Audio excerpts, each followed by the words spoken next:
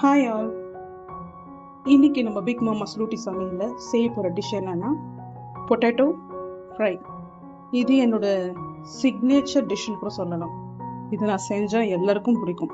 திரும்ப திரும்ப அதையே கேட்பாங்க, செஞ்சு தாங்க. ஸோ அந்த சீக்ரெட் ரெசிபியை உங்களுக்கு நான் ஷேர் பண்ணலான்னு ஆசைப்பட்றேன். ஸோ எப்படி செய்யலான்னு பார்க்கலாம்.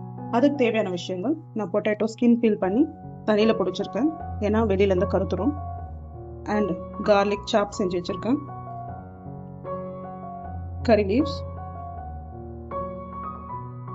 turmeric powder and salt. லாஸ்ட்டாக போட பெருங்காயம்.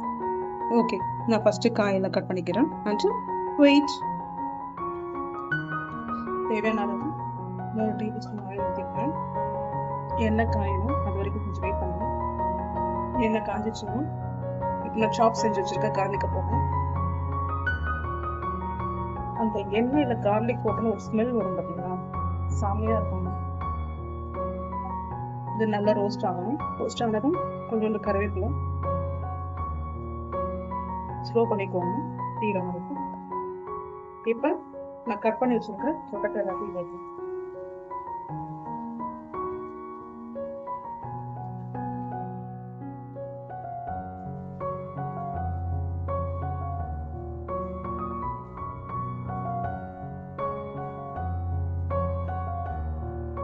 கீழே இருக்க ஆயிலில் நல்லா அந்த கார்லிக் எல்லாத்தையும் மிக்ஸ் பண்ணிட்டு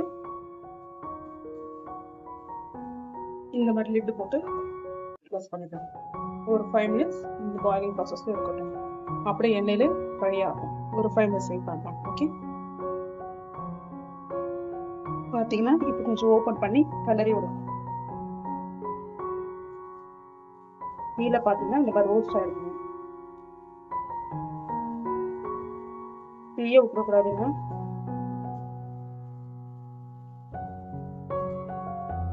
இந்த ரோஸ்ட் ஆகுது பார்த்தீங்களா, கோல்டன் ப்ரௌன், அதுதான் இந்த டிஷ்ஷுக்கு டேஸ்ட்டு.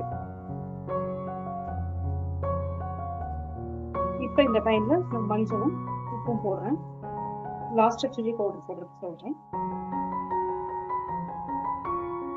சிட்டிக்க மஞ்சள், தேவையான உப்பு, நல்ல கலருக்கு ஒரு ஃபியூ செகண்ட்ஸ் க்ளோஸ் பண்ணி வைக்கணும். தென் சில்லி பவுடர் போட்டு இறக்க வேண்டியது. ஓகேங்க, இப்போ பார்த்தீங்கன்னா நல்லா அடியில் ரோஸ்ட் ஆகிடுச்சு. ரோஸ்ட் ஆகிட்டாலே பொட்டேட்டோ வெந்துருச்சுன்னு அர்த்தம். இந்த மாதிரி ரோஸ்ட் ஆகணும் எல்லாமே. இப்போ நான் 2 ஸ்பூன்ஸ் ஆஃப் சில்லி பவுடர், குழம்பு மிளகாத்தூள் 2 ஸ்பூன் போடணும்.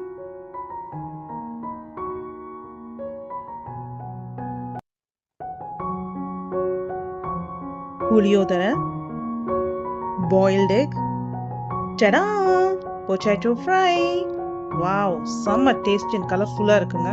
கிறிஸ்பியாக இருக்கும் சாப்பிடும்போது. என்ஜாய் பண்ணுங்க நீங்களும் செஞ்சு சாப்பிட்டு. ஓகே, பிக் மாமாஸ் கிச்சன்லேருந்து விடை பெறுகிறேன். நாளைக்கு புது கண்டனோட வரேன். பாய்.